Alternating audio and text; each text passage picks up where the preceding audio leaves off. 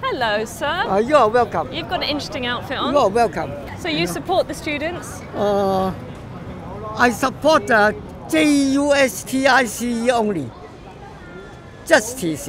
If you are justice, I support you. If you are not justice, I don't support you. Understand? Don't you think so?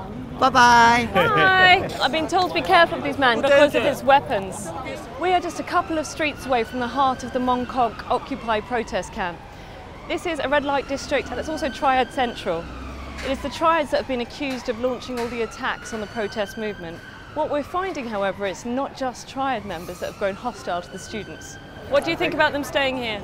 If I am a Leung Chun-ying, I will say, kill him. Nobody can sit in here.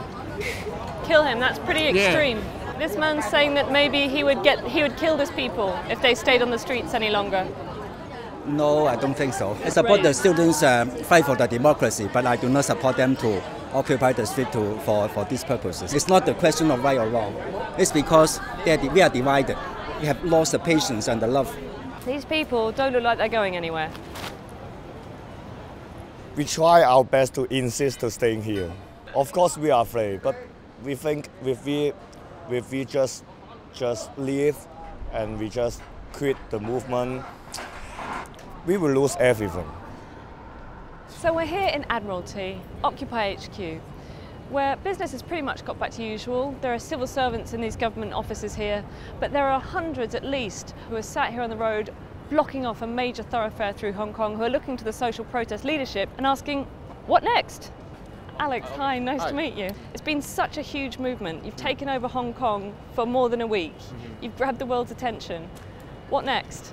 If the government does give something, well, really responding to Hong Kong citizens' will in regards to authentic democratic reform, then they could, of course, settle the things. But if not, the movement must be ongoing. When you say ongoing, do you mean keeping people on the streets, blocking off major thoroughfares? Because there are people in Mong Kok who are losing their patience.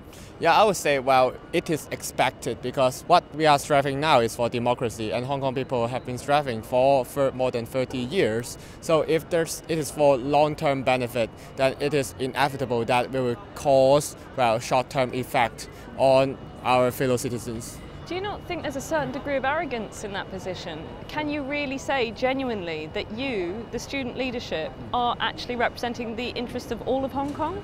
Well, I would say we of course only represent students, and if Hong Kong citizens, they agree the goal the student is striving for, then we are on the same page. We're here to meet Regina Ip. She is one of the most outspoken opponents of the democratic umbrella movement in Parliament. She used to be Security Secretary, and she just told the New York Times she wanted to replace C.Y. Leung as Chief Executive. If she was to run for Chief Executive, would you vote for her? Yeah, I will vote for her. She is clever, intelligent.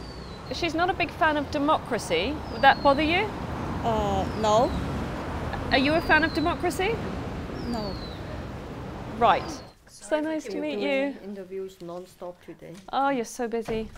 Thank you so much. I wish I had a card. I don't. Oh, you have so many. 4 cards. Oh, yeah, yes, my different positions. Wow. Yeah. Are you a supporter of democracy? Yes, there are. But, you know, as Winston Churchill said, it's the worst form of government except for all the others that have been tried, you know. It has many ideals that justify our aspiration, but it's not easy to sustain, you know. It does not work everywhere. It's promised universal suffrage by Beijing, not by the British. Sure, but you have a universal right to vote for a candidate selected by Beijing. That's not a fair comment. 2 to 3 candidates nominated by the nominating committee. At what point do you think it is reasonable to use force to move these protesters? As far as the students are concerned, I'm very glad they are entering into a dialogue with the government, and I hope they will eventually peacefully disperse. As to other obstructions of major thoroughfares, you know, I think sooner or later the government would have to take forcible action. The point is Hong Kong people would not fear tear gas. So he really could not eliminate Hong Kong people by tear gas, but rather it attracts more people. The thing is, there's tear gas, then there's rubber bullets, then there's bullets. Yeah. Do you have a sense of responsibility as a leader that if you're bringing people back to the streets, you could be bringing them out to very violent clashes. If they really will use the bullet, we will warn the citizens here and saying that we will have to retreat to a safer place, but it doesn't mean that we will not come back. The point is not to make sacrifice, but to avoid sacrificing and to fight back. There are lots of things impossible, but it happened. So if we have hope, if we have a very clear objective, I believe this could happen.